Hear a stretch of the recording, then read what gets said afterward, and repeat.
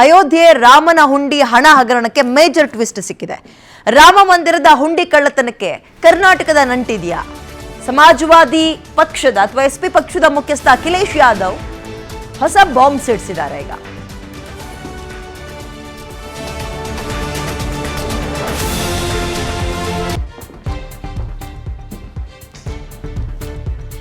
ದೇಣಿಗೆ ಹಗರಣದ ಹಿಂದೆ ಕರ್ನಾಟಕ ಭೂಗತ ವ್ಯಕ್ತಿಗಳಿದ್ದಾರಾ? ಹಾಗಾದ್ರೆ ಅವರು ಆರೋಪ ಮಾಡಿರೋ ಪ್ರಕಾರ ಅಯೋಧ್ಯ ಟು ಕರ್ನಾಟಕ ರಾಮನ ಹುಂಡಿ ಹಣ ಕದ್ದಿದ್ಯಾರು?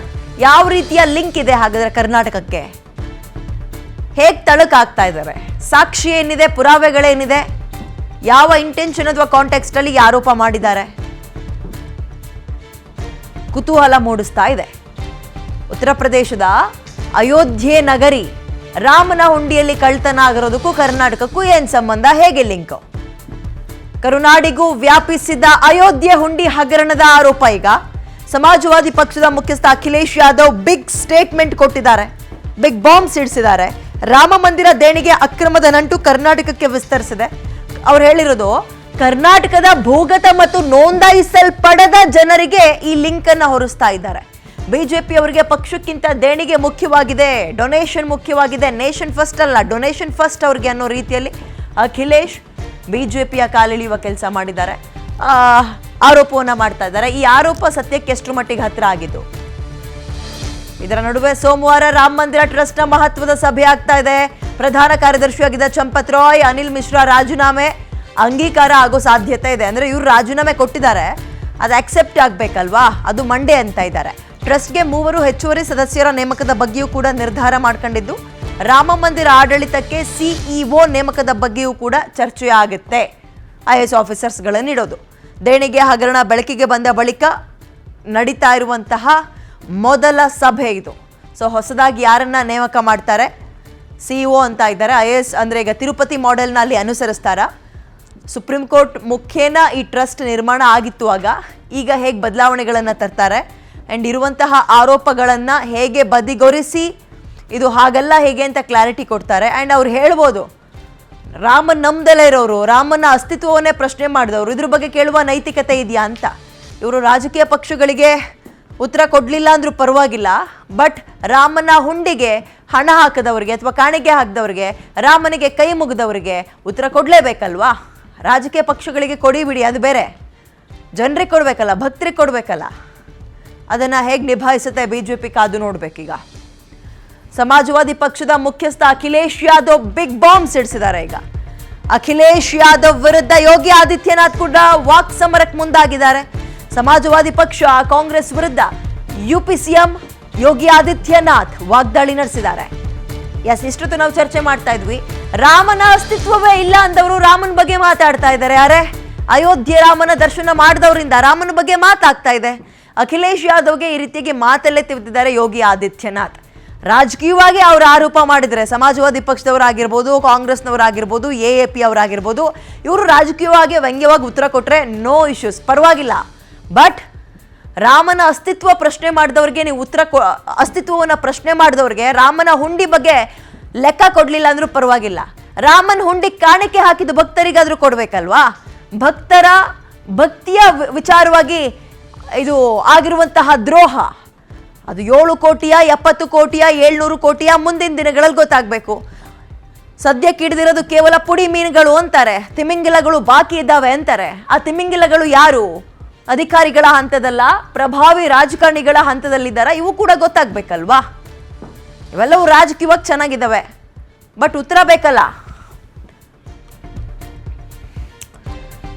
ನೋಡಿ, ದೇಶಾದ್ಯಂತ ರಾಮ ಮಂದಿರ ಹುಂಡಿ ಹಗರಣದ ಸಮರ ಏನಿದೆ, ಬಿಜೆಪಿ RSSಗೆ ಡೊನೇಷನ್ ಫಸ್ಟ್ ನೇಷನ್ ಫಸ್ಟ್ ಅಲ್ಲ, ಈ ರೀತಿಯಾಗಿ ಪ್ರಿಯಾಂಕ್ ಖರ್ಗೆ ವಾಗ್ದಾಳಿ ನಡೆಸಿದ್ದಾರೆ. ಬಿಜೆಪಿ ವಿರುದ್ಧ ಗೃಹ ಸಚಿವ ಪ್ರಿಯಾಂಕ್ ಖರ್ಗೆ ರಾಮ ಭಕ್ತರ ಶ್ರದ್ಧೆ ಬಗ್ಗೆ ಅನುಮಾನ ಪಡಬೇಡಿ, ಕೆರಳಿಸಬೇಡಿ, ರಾಮನ ಹುಂಡಿ ಲೂಟಿ ಹೊಡೆದಿದ್ದು ಬಿಜೆಪಿ ಸರ್ಕಾರ, ನಿಮಗೆ ಪಾಲ್ ಬಂದಿಲ್ಲ ಇದರಲ್ಲಿ ಅನ್ನೋದಕ್ಕೆ ಏನ್ ಗ್ಯಾರಂಟಿ? ಹೆಂಗ್ ನಂಬದ್ ನಿಮ್ಮನ್ನ?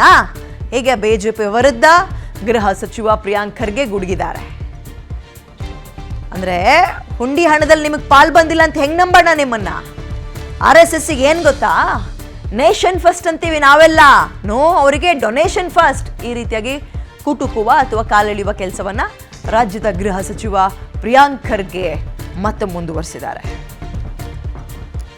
ಲೂಟಿ ಹೊಡೆದಿದ್ದು ನೀವು, ನಿಮ್ಮ ಸರ್ಕಾರ, ನಿಮ್ಗೆ ಪಾಲ್ ಬಂದಿಲ್ಲ ಅಂತ ಏನು ಗ್ಯಾರಂಟಿ? ಅದರಿಂದ ಏನೇ ತನಿಖೆಗೂ ಕೂಡ ಈಗ ನೋಡಿ SIT ಮಾಡಿದ್ರಲ್ವಾ, SIT ವಿತೌಟ್ FIR ಕೊಟ್ಟಿದ್ದು ನೆನಪಿದೆಯಾ ನಿಮಗೆ? ಆಮೇಲೆ SIT ರಿಪೋರ್ಟ್ ಯಾರಿಗೆ ಸಬ್ಮಿಟ್ ಮಾಡಿದ್ರು? IAS ಆಫೀಸರಿಗೆ. IAS officer is a trustee, nominated trustee. ಅಂದರೆ ಯಾರ ಮೇಲೆ ಆರೋಪ ಇದೆ ಅವರಿಗೆ ನೀವು ವರದಿ ಸಲ್ಲಿಸ್ತಾ ಇದ್ದೀರಾ? ಇದು ನಡೀತಾ ಇರೋದು.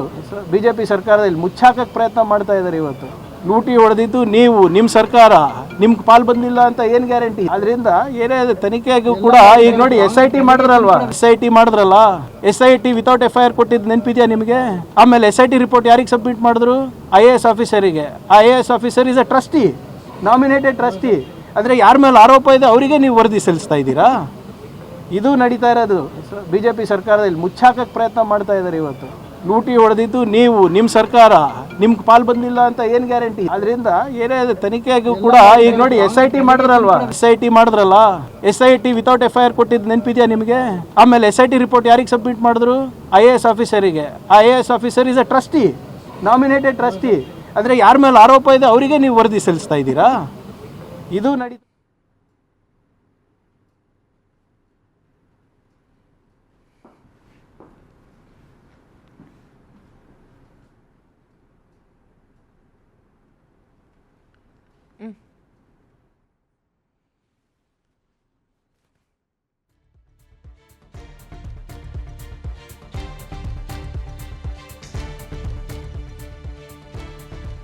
ರಾಮನ ಹುಂಡಿಯಲ್ಲಿ ಹಣ ಕದ್ದವರು ಯಾರು, ಏನೇನು ಅನುಮಾನ ವ್ಯಕ್ತ ಆಗ್ತಾ ಇದೆ, ಈ ದೇಣಿಗೆ ಹಗರಣಕ್ಕೆ ಏನೆಲ್ಲ ಲಿಂಕ್ಗಳು ಕೇಳಿ ಬರ್ತಾ ಇದೆ, ಒಂದ್ಸಲ ನೋಡೋಣ. ನೋಡಿ, ಮಂದಿರ ಟ್ರಸ್ಟ್ನ ಇಬ್ಬರು ಸದಸ್ಯರ ಮೇಲೂ ಕೂಡ ಈಗ ಅನುಮಾನ ದಟ್ಟವಾಗ್ತಾ ಇದೆ. ಇದ್ದಂತಹ ಅನುಮಾನ ದೇಣಿಗೆ ಹಗರಣಕ್ಕೆ ಏನೆಲ್ಲ ಲಿಂಕ್ ಇದೆ ಅಂತ ನೋಡ್ತಾ ಹೋಗೋದಾದ್ರೆ, ಮಂದಿರ ಟ್ರಸ್ಟ್ನ ಇಬ್ಬರ ಸದಸ್ಯರ ಮೇಲೂ ಕೂಡ ಅನುಮಾನ ಇದೆ. ಟ್ರಸ್ಟ್ ನಲ್ಲಿ ಈಗಾಗಲೇ ಚಂಪತ್ ರಾಯ್, ಯಾರಲ್ಲಿ ಪ್ರಧಾನ ಕಾರ್ಯದರ್ಶಿ ಇದ್ದಾರಲ್ಲ ರಾಮ ಮಂದಿರದು, ಆ ಮನುಷ್ಯ ಮತ್ತು ಅನಿಲ್ ಮಿಶ್ರಾ ಆಲ್ರೆಡಿ ರಾಜೀನಾಮೆ ಕೊಟ್ಟಿದ್ದಾರೆ. ಸೋಮವಾರ ಒಂದು ಮೀಟಿಂಗ್ ಆಗ್ತದೆ, ಆ ರಾಜೀನಾಮೆ ಅಂಗೀಕಾರ ಆಗುತ್ತಾ ಇಲ್ವಾ ಅಂತ ಕಾದ್ ನೋಡ್ಬೇಕು. ಇದರ ಜೊತೆಗೆ ಇನ್ನೂ ಇಬ್ಬರು ಸದಸ್ಯರ ಮೇಲೆ ಅನುಮಾನದ ತೂಗುಗತ್ತಿ ಅನ್ನುವಂಥದ್ದು ನೇತಾಡ್ತಾ ಇದೆ. ಓಕೆ, ಮುಂದಿನ ವಿಚಾರ ನೋಡೋದಾದ್ರೆ, ರಾಮ ಮಂದಿರದ ಇನ್ನಷ್ಟು ಟ್ರಸ್ಟಿಗಳ ವಿಚಾರಣೆ ಸಾಧ್ಯ ಆಗುತ್ತೆ. ಈಗಿರುವಂಥವ್ರು ಏನೇನು ಅಲ್ಲ, ಆ ನಂಬರ್ಸ್ಗಳು ಜಾಸ್ತಿ ಆಗೋ ಸಾಧ್ಯತೆ ಇದೆ. ಅದು 140 ಮೇಲೆ ಹೋಗ್ಬೋದು ಅಂತ ಇದ್ದಾರೆ. ಯಾವಾಗ ಚಂಪತ್ ರಾಯ್ ವಿಚಾರಣೆ ಮಾಡಿದ್ರು ಅವರು ಕೆಲವೊಂದು ಹಿಂಟ್ಗಳನ್ನು ಅಥವಾ ಹಿಂಟ್ಗಳನ್ನು ಬಿಟ್ಕೊಟ್ಟಿದ್ದಾರೆ ಅನ್ನುವಂತಹ ಮಾತುಗಳು ಕೇಳಿ ಬರ್ತಾ ಇದೆ. ಹಾಗಾಗಿ ಮತ್ತೊಂದಷ್ಟು ಟ್ರಸ್ಟಿಗಳ ವಿಚಾರಣೆ ಮಾಡುವಂತಹ ಸಾಧ್ಯತೆ ಈ ಪ್ರಕರಣದಲ್ಲಿದೆ. ಜೊತೆಗೆ ಹುಂಡಿ ಹಗರಣ ಏನಿದೆ ಇದು ತೀವ್ರ ಆಗ್ತಾ ಇದ್ದಂತೆ ಮಂದಿರದ ದೇಣಿಗೆ ನಿರ್ವಹಣೆ ಬಗ್ಗೆ SIT ತನಿಖೆಯನ್ನು ಆರಂಭ ಮಾಡಿದೆ. SIT ಇದನ್ನ ಸೀಮಿತಗೊಳಿಸಬೇಡಿ, CBI ತನಿಖೆ ಆಗಬೇಕು ಅಂತ ಕೂಡ ಕೆಲವೊಂದಷ್ಟು ಬೇಡಿಕೆಗಳು ಮತ್ತು ಒತ್ತಾಯಗಳು ಕೇಳಿ ಬರ್ತಾ ಇದೆ. ಬಟ್ SIT ತನಿಖೆ ಈ ವಿಚಾರವಾಗಿ ಕೇಳಿ ಬರ್ತಾ ಇದೆ. ಮೂರನೇ ವಿಚಾರ ಹೋಗೋದಾದ್ರೆ, ಟ್ರಸ್ಟ್ನ ಕೆಲವು ಸದಸ್ಯರಿಗೆ ದೇಣಿಗೆ ಕಳ್ಳತನದ ಮಾಹಿತಿ ಇತ್ತಾ, ಈ ಪ್ರಶ್ನೆ ಇದೆ. ಯಾಕಂದ್ರೆ ಅಯೋಧ್ಯೆ ರಾಮ ಮಂದಿರದಲ್ಲಿ ನಡೀತಾ ಇರುವ ಅಕ್ರಮದ ಮಾಹಿತಿ ಇರುವ ಶಂಕೆ ವ್ಯಕ್ತವಾಗ್ತಾ ಇದೆ. ಅವ್ರಿಗೆ ಮುಂಚೆಯೇ ಗೊತ್ತಿತ್ತು ಅಂತ. ಅಂಥವ್ರನ್ನು ಕೂಡ ಈಗ ತನಿಖೆಯ ಒಳಗೆ ಎಳ್ಕೋಬೇಕಾಗುತ್ತೆ ಮಾಹಿತಿಯನ್ನ ಕೆದ್ಕೋಕೆ. ಮುಂದಿನದಾಗಿ, ಮಂದಿರದ ಸಿಬ್ಬಂದಿ ನೇಮಕಾತಿಯಲ್ಲೂ ಕೂಡ ಗೋಲ್ಮಾಲ್ ಆಗಿದೆಯಾ, ಮತ್ತೊಂದು ಅನುಮಾನ ಕಾಡ್ತಾ ಇದೆ. ಯಾಕಂದ್ರೆ ಟ್ರಸ್ಟ್ನಲ್ಲಿ ಸಂಬಂಧಿಕರ ನೇಮಕಾತಿ ಶಿಷ್ಟಾಚಾರ ಉಲ್ಲಂಘನೆ ಆಗಿದೆ. ಪ್ರೋಟೋಕಾಲ್ ಅನ್ನೋದು ಮೂರ್ಖಾಸಿಗೆ ಬೆಲೆ ಇಲ್ಲ, ಇಲ್ಲಿ ನಿಯಮಗಳು ಉಲ್ಲಂಘನೆ ಆಗಿದೆ ಅನ್ನುವ ಆರೋಪ ಇದೆ. ಹಾಗಾಗಿ ಯಾರನ್ನ ಟ್ರಸ್ಟ್ ಒಳಗೆ ಕರ್ಕೋಬೇಕು ಅಂಥದ್ರಲ್ಲೂ ಕೂಡ ಭ್ರಷ್ಟಾಚಾರ ಆಗಿದೆಯಾ, ಈ ಪ್ರಶ್ನೆ ಇದೆ. ಮಂದಿರದ ಎಲ್ಲ ನೇಮಕಾತಿಗಳ ತನಿಖೆಗೆ ಈಗ SIT ಪ್ಲಾನ್ ಮಾಡ್ಕೊಳ್ತಾ ಇದೆ.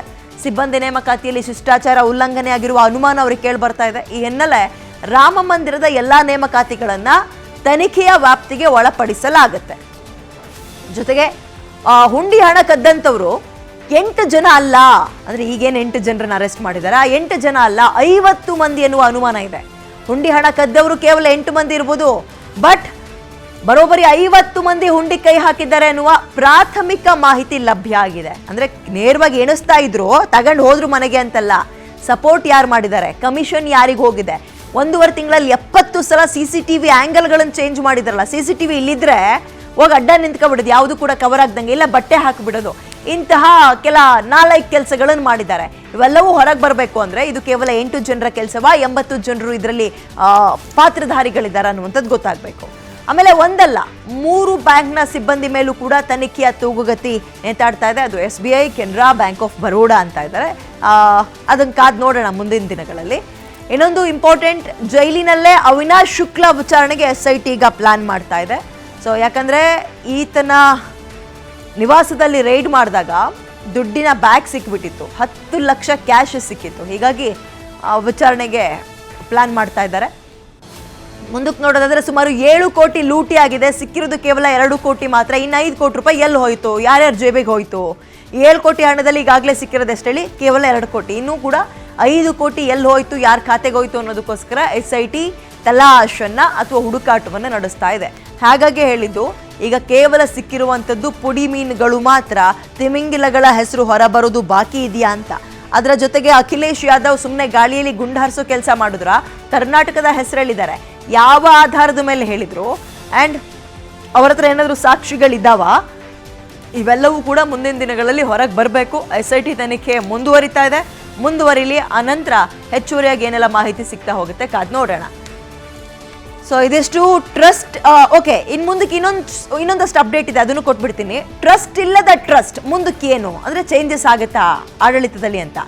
ಆಡಳಿತಾತ್ಮಕ ಲೋಪವನ್ನ ಸರಿಪಡಿಸೋಕೆ ಅಯೋಧ್ಯ ಟ್ರಸ್ಟ್ ಈಗ ನಿರ್ಧಾರ ಮಾಡಿದ್ಯಂತೆ. ಈಗ ಆಗಿದೆಯಲ್ಲ ಪ್ರಾಬ್ಲಮ್ಮು, ಇದನ್ನು ಸಾಲ್ವ್ ಮಾಡಿ ಆ ತಪ್ಪುಗಳನ್ನು ಕರೆಕ್ಟ್ ಮಾಡಿಕೊಂಡು ಮುಂದಕ್ಕೆ ಹೋಗೋಕ್ಕೆ ಅವ್ರು ನಿರ್ಧಾರ ಮಾಡ್ಕೊಂಡಿದ್ದಾರಂತೆ. ಬರೋ ಸೋಮವಾರ ಅಯೋಧ್ಯ ಟ್ರಸ್ಟ್ ಆತ್ಮಾವಲೋಕನ ಸಭೆ ಮಾಡ್ತಾರಂತೆ. ಊರೆಲ್ಲ ಕೊಳ್ಳೆ ಹೊಡೆದ್ಮೇಲೆ ಅದೇನೋ ದಿಡ್ಡಿ ಬಾಗ್ಲು ಕ್ಲೋಸ್ ಮಾಡಿದ್ರು ಅನ್ನಂಗೆ ಅಲ್ಲಿ 7 ಕೋಟಿ ಹೋಗಿದೆಯಾ 70 ಕೋಟಿ ಹೋಗಿದೆಯೋ ಗೊತ್ತಿಲ್ಲ. ಆತ್ಮಾವಲೋಕನ ಸಭೆ ಅಂತ ಇದ್ರೆ ಟ್ರಸ್ಟ್ ಹೆಸರಲ್ಲಿ ಇವಾಗ. ಓಕೆ, ಇರಲಿ ಬಿಡಿ. ಟ್ರಸ್ಟ್ ಸಂಪೂರ್ಣ ಪುನರ್ರಚನೆಯಾಗೋ ಸಾಧ್ಯತೆ ಇದೆ. ಅದೇ ಈ ತಿರುಪತಿ ಮಾಡೆಲ್ಲ ಅಥವಾ ಬೇರೊಂದು ಮಾಡೆಲ್ ತರ್ತಾರ, ಹಳೆ ಮಾಡೆಲ್ನಲ್ಲೇ ಕರೆಕ್ಷನ್ಸ್ ಇರುತ್ತಾ, ಕಾದ್ ನೋಡಬೇಕು. ಚಂಪತ್ ರಾಯ್ ರಾಜೀನಾಮೆ, ಪ್ರಧಾನ ಕಾರ್ಯದರ್ಶಿ ಇದ್ರಲ್ಲ, ಅವ್ರ ರಾಜೀನಾಮೆ ಬಗ್ಗೆ ನಿರ್ಧಾರ ಅವತ್ತು ತಗೊಳ್ತಾರಂತೆ. ರಾಮ ಮಂದಿರದ ಹೊಸ CEO ಹೆಸರು ಅಂತಿಮ ಆಗುತ್ತೆ. ಯಾವ ಆಫೀಸರ್ನ ತಂದಿಡ್ತಾರಲ್ಲಿ ಕಾದ್ ನೋಡಬೇಕು. ಟ್ರಸ್ಟ್ಗೆ ಹೆಚ್ಚುವರಿ ಸದಸ್ಯರ ನೇಮಕದ ಬಗ್ಗೆಯೂ ಕೂಡ ತೀರ್ಮಾನ ಮಾಡ್ಕೊಂಡಿದ್ದಾರೆ.